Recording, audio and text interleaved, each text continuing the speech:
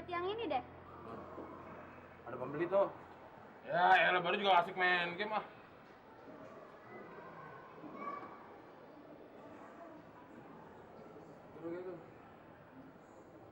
Mbak, harganya 7 juta, Mbak. Mahal.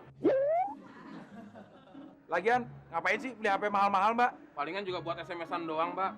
Udah itu, kalau ngambil foto lewat handphone ini, hasilnya nggak bagus, Mbak. Mendingan Mbak beli kamera digital aja. Yang 5 megapiksel, harganya cuma 1,5 juta. Pakai internetan. Kena pulsanya mahal, Mbak. Kalau mau internetan, mendingan di warnet aja, Mbak. 1 jam cuma 4.000 perak. Udah itu, dapat segelas minuman mineral lagi. Kayaknya yang lainnya nggak bener deh.